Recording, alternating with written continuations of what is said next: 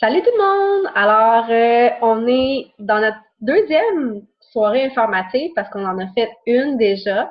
Notre deuxième, donc, sur la meal prep. On sait qu'il y a beaucoup de filles qui ont des besoins à ce sujet-là. Et on s'est dit pourquoi pas briser l'abcès parce qu'on a beaucoup de questions. Souvent, les filles savent pas par quoi commencer, savent pas quoi prioriser. Donc, euh, alors, ce soir, meal prep pour vous, nos petits trucs 101, un petit peu les outils qu'on utilise quotidiennement, en fait, hebdomadairement, pour mieux se préparer. On a un petit PowerPoint pour vous. Puis, donc, si vous avez des questions par la suite, quand vous allez écouter la vidéo ou si vous vous joignez à nous, gênez-vous pas là, d'écrire en commentaire suite à la vidéo là, directement là, vos questions pour pouvoir mieux y répondre. On a quelqu'un avec nous. Bonjour. Donc, je vais partager mon écran. Vous me direz si tout est beau. Oui.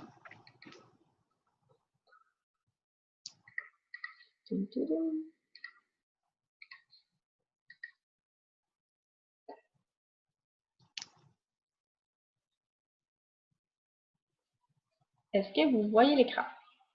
J'ai comme un mélange entre ton écran, ton fond d'écran, ton Word. C'est comme. Attends, je vais le mettre en diapo. C'est mieux? Non, ça bug.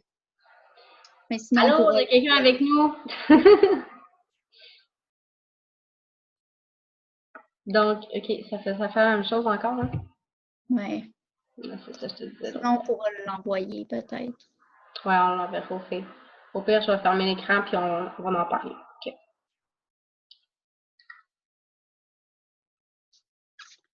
OK. Bonjour à toi qui es avec nous. Les filles qui sont pas présentes vont pouvoir avoir l'enregistrement. Donc, je vais te laisser la parole, Josiane. Oui, ben, en fait, ce qu'on s'est rendu compte dans les questions qu'on recevait, c'est un peu que la meal prep est devenue aussi un mot à la mode aujourd'hui où on essaie d'être toujours plus productif, d'aller plus vite, de faire plus de choses, puis avec la vie familiale aussi, entre autres, ça fait qu'on essaie de prioriser les bons moments, donc le soir, de ne pas passer tout le temps dans la cuisine. Donc, nous, ce qu'on s'est rendu compte dans nos groupes, c'est les questions qui reviennent beaucoup, c'est justement par rapport à comment je peux m'organiser, comment je peux m'arranger pour économiser du temps, oui, mais aussi bien manger parce que ça peut paraître long et complexe. Personnellement, je suis végane, puis ça m'a demandé, juste cette transition-là m'a demandé tellement d'en cuisiner des nouvelles protéines, cuisiner des nouveaux plats. Steph a essayé le tempeh ce soir, puis quand on cuisine quelque chose de nouveau, quand même, on se pose plus de questions. Comme dans n'importe quoi, avec la meal prep, c'est aussi ça. C'est juste de commencer par se faire un plan de match. Donc, ce qu'on voulait faire, c'est vous parler un peu plus de ce que c'est. Donc, qu'est-ce que c'est la meal prep? Ben, en fait, c'est une expression anglaise, puis ça signifie de préparer des repas à l'avance. Donc, le principe est super simple. En préparant des repas à l'avance ou certaines étapes, donc c'est pas obligé de sortir son plat tout fait du frigo. Ça peut être juste d'avoir préparé certaines étapes. Ben, on en vient à gagner du temps, puis on peut manger mieux durant la semaine, là, même si on est super occupé. Des fois, on pense meal prep, on pense vraiment grosse organisation, gros dimanche qui est accaparé, puis qu'on veut faire de la cuisine de A à Z du matin au soir. Tous les repas vont être mis au congélateur, on va arriver, ça va être tout fait au pot, mais il y a d'autres moyens de faire une préparation qui est tout aussi efficace et beaucoup moins longue. Parce que ça, c'est comme un peu dans le meilleur des mondes, là, d'arriver puis d'avoir tous ces petits plats préparés. Peut-être qu'on avait 10 jours par semaine, puis 5 jours de fin de semaine. Oui, c'est ça. Ou acheter du tout préparé, qui est quand même long. Ben, c'est coûteux. Donc, c'est ce qui arrive. Puis, dans le fond, par rapport à la journée de préparation et tout, moi, en fait, je travaille de fin de semaine, puis je suis étudiante. Fait que moi, des dimanches de meal prep, je connais pas ça. Fait que, on pourra comme le présenter un petit peu. Puis, comme je disais, on vous enverra le PowerPoint qu'on a préparé aussi, mais L'objectif, c'est de trouver sa méthode qui fonctionne selon son propre horaire aussi. Donc, on a ressorti 4 étapes essentielles pour une bonne meal prep, de bien choisir ses recettes. Moi, le truc que je donne toujours pour ça, c'est de se faire une banque de recettes. Plutôt que d'arriver une journée par semaine, puis de se dire, moi je sais, là, ma mère, elle fait encore ça, puis je comprends pas, mais tous les soirs, elle se demande ce qu'elle va manger. Je comprends pas ça. Tous les soirs, elle est comme, bon, je vais passer à l'épicerie, qu'est-ce qu'on mange? Non, c'est trop de pression. Trop de pression pour moi. Je sais que Steph t'improvises aussi un peu plus le soir, mais tu as quand même une certaine préparation des recettes à venir. Ça dépend. Tu sais, comme actuellement, moi, je suis en retraite préventif. Donc, c'est sûr que, tu sais, je suis à la maison, j'ai beaucoup plus de lassitude, j'ai beaucoup plus de temps devant moi. Tu sais, je suis moins rushée à dire, je reviens travailler, go, go, go, va chercher le petit à la garderie, installe-toi, le souper. Tu sais, j'ai comme cette ouverture-là un petit peu plus actuellement.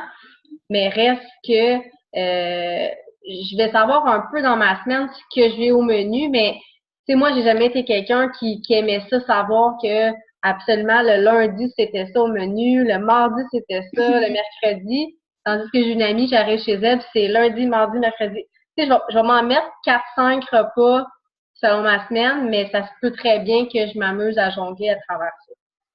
Bien, c'est un peu là aussi de bien choisir ses recettes, c'est d'avoir en tête comme qu'est-ce qu'on peut manger dans la semaine sans. Puis on n'est pas obligé d'être rigide non plus. Moi, chez nous, on prépare un menu. En fait, la fin de semaine, on décide 4 repas qu'on va manger dans la semaine. Fait que dans ma meal prep, comme je vais préparer les bases. Donc, quand je dis les 4 essentiels, il y a bien choisi ses recettes, mais il y a aussi préparé les bases. Fait que moi, dans ma meal prep, c'est vraiment de préparer, couper mes légumes, cuire les grains. Je me fais toujours du quinoa, des plaques de légumes au four. Je fais mariner mes protéines, mais ou cette semaine, on mangeait du pâté chinois. C'est quelque chose, je trouve. Le plus de temps, en fait. Oui, c'est ça. Fait que Ça prendre fait les faire la cuisson, l'assemblage, c'est pas la partie la plus compliquée. Fait que de couper, que tout soit déjà là, à portée de main, autant pour faire la préparation, autant que pour faire des lunchs. Oui. Ouais. Nous, on prépare toujours une collation aussi chez nous.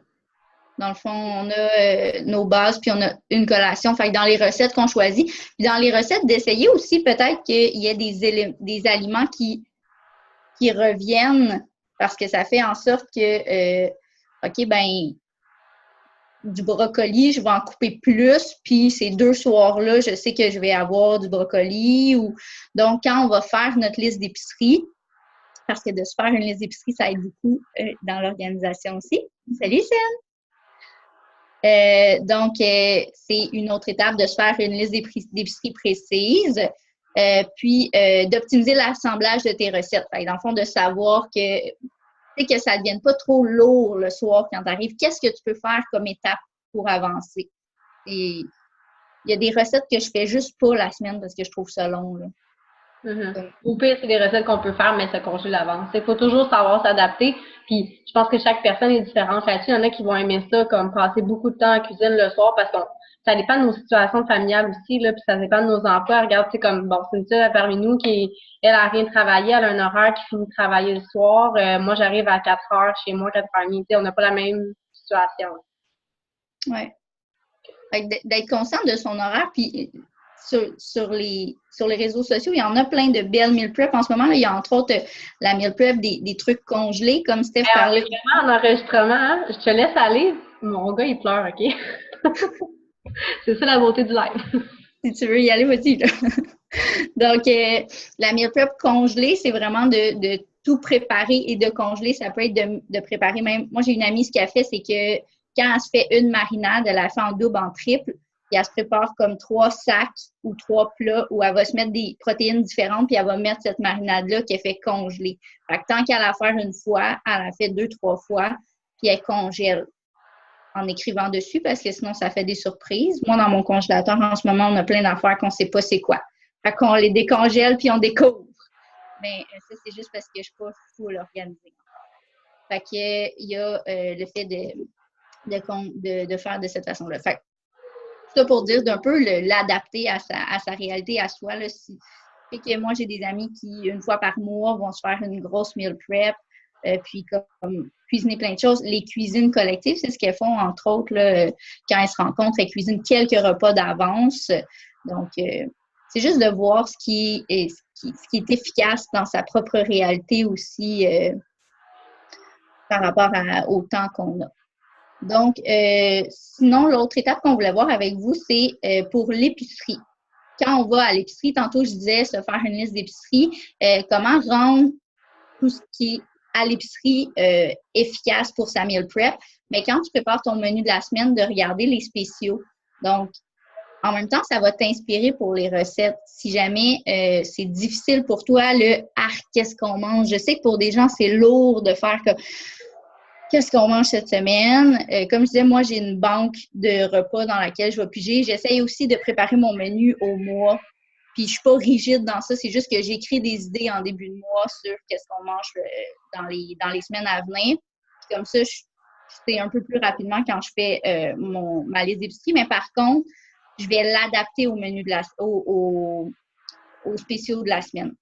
Donc, quand on regarde les spéciaux. Sinon, de se faire une liste d'épicerie, oui, puis de se retenir d'en déroger.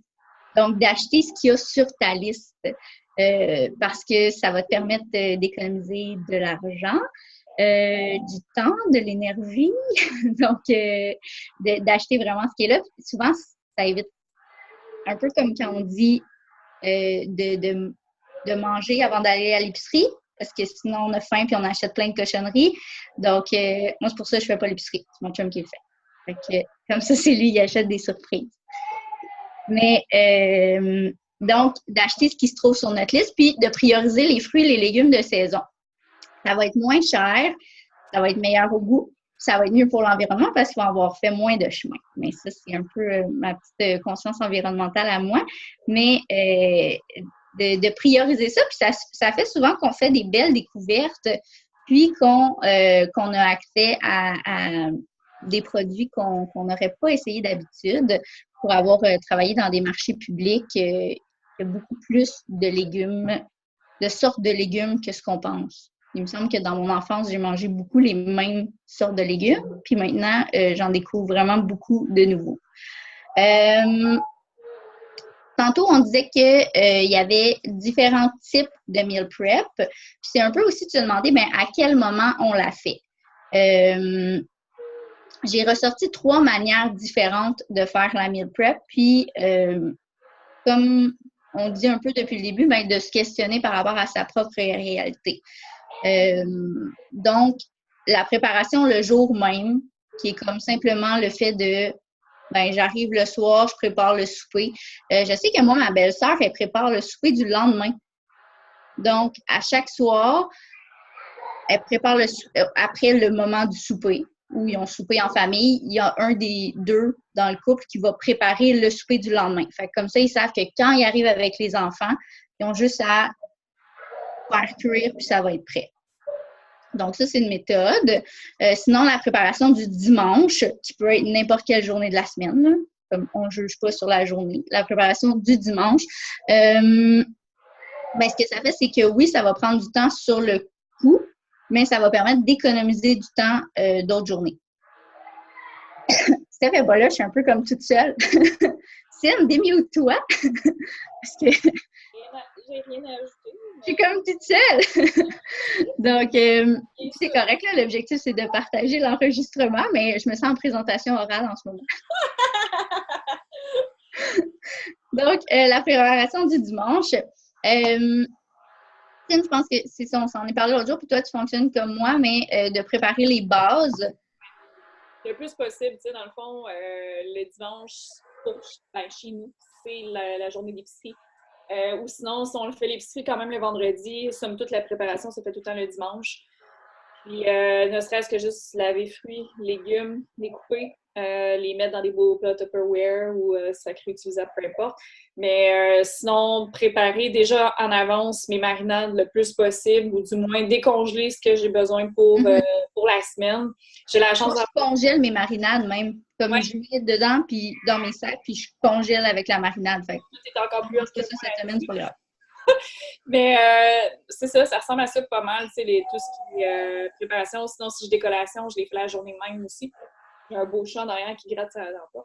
Mais, somme toute, tu sais, ça ressemble à ça. Moi, je me complique tellement pas la vie. Il faut que mes recettes soient faciles, simples, efficaces puis bonnes au goût. Fait que moi, je mise énormément sur les épices. On fait souvent des plaques de légumes ou des papillotes sur barbecue. Là, ça va être la saison des barbecues qui s'en vient. Mais c'est ma façon de manger des légumes à chaque souper. Fait que, puis si j'ai du quinoa durant la semaine, si j'ai du couscous, des choses comme ça, mais c'est déjà fait d'avance. Fait que j'ai juste à les mettre dans mes lunchs puis on en parle. Et puis moi, quand j'arrive le soir, il faut pas que ce soit long parce que comme je reviens tard quand j'ai des cours et tout, puis je veux qu'on mange vite. Fait que, mettons, une plaque de légumes, ce que je vais faire, c'est que je vais la faire cuire durant la fin de semaine. Puis la journée où je vais en manger, ben je vais juste faire réchauffer dans la poêle ou faire réchauffer un peu dans le four, mais c'est sûr que je ne vais pas me mettre un 45 minutes au four. Non, c'est ça, toi, Là, j'en ai.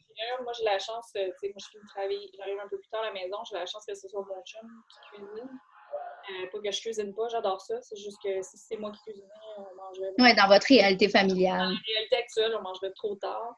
Fait que, tu sais, je veux pas non plus manger mes tâches extrêmes à faire le souper parce que ça soit vraiment rapide. Sinon, la mijoteuse. La mijoteuse, Oui, c'est un des plus beaux dans la préparation de repas. Souvent, tu sais, si j'essaye d'avoir un sac avec déjà tout ce que je vais mettre dedans, puis que ça s'en va dans la mijoteuse, part quelques heures, puis le lendemain, c'est déjà Pardon. Ne sous-estimez pas la mijoteuse dans vos préparations de repas. Oui, moi, je l'avais délaissé en devenant végé parce que je cuisinais pas beaucoup à la mijoteuse, mais j'ai recommencé cet hiver à faire différentes recettes, puis ça sauve tellement de temps. Parce que... c'est bon. Oui, c'est réconfortant. Fait que la préparation en une journée, c'est ça. C'est comme je reviens de l'épicerie, je lave les légumes, je prépare les affaires. Je peux dire que je me prépare 2 repas complets pour la semaine que je vais juste avoir à sortir puis à faire réchauffer parce qu'il y a moyen de faire une préparation qui va être hybride aussi. Ça veut dire comme de préparer juste certaines étapes puis d'avoir à assembler. Ça, c'est pas obligé parce qu'on en voit passer là, des filles qui, je dis des filles, mais des humains, des personnes. Des fois, c'est des garçons, des personnes. On plonge dans un univers de filles avec le coaching. qui s'étalent des plats sur le comptoir, comme les fameux plats noirs du Costco, là, puis qui remplissent ça pour la semaine. Hein? Ils sont très pratiques. Ah, ils sont super pratiques, ça s'empile, c'est recyclable à la limite, mais écoute, nous autres, ça vaut micro-ondes, lave-vaisselle, congélo. Voilà. Moi, chez nous, j'ai aussi les sacs en silicone que j'aime beaucoup. Des sacs Ziploc en silicone que, pour faire mes marinades et tout, je trouve ça vraiment hot. Sinon, je fais pas congeler mes plats comme ça parce que je trouve que ça brime ma créativité. Je veux pouvoir décider qu'est-ce que je mets avec. Tout est dans la perspective. Fait que tant mieux, écoute, si ça brime pas ta créativité. Mais tu sais, rendu là, je pense qu'il n'y a pas de secret. Puis tu sais, pour ce qui est des dîners, moi, tout finit en salade tiède. Tu sais, je veux vraiment de façon efficace et tout ça. Sinon, déjeuner, j'ai souvent mon bol smoothie. Moi, pour ma part, j'ai pas besoin d'avoir 10 000 variétés de déjeuner puis 10 000 variétés de repas différents. J'aime ça varier. C'est sûr que ça va varier au souper. Mais, tu sais, manger le reste le lendemain pour dîner, ça me dérange pas. Mes déjeuners, je pense que depuis qu'on est tout petit, on est drillé à ce que, tu sais, on était habitué, tu te lèves, tu prends un bol de céréales, tu prenais des toasts, puis blablabla, il manquait des protéines, on s'entend, là, mais ça, c'est une autre vision dans le temps. Mais, tu sais, je pense que de manger tout le temps le même déjeuner, moi, en autant que j'ai tous mes nutriments à l'intérieur, que ce soit des légumes, que ce soit des fruits, que ce soit des protéines, un peu de glucides pour avoir mon énergie, moi, je suis prête, là. Tu sais, c'est faut la préparation d'avance, ça permet aussi d'avoir des repas complets.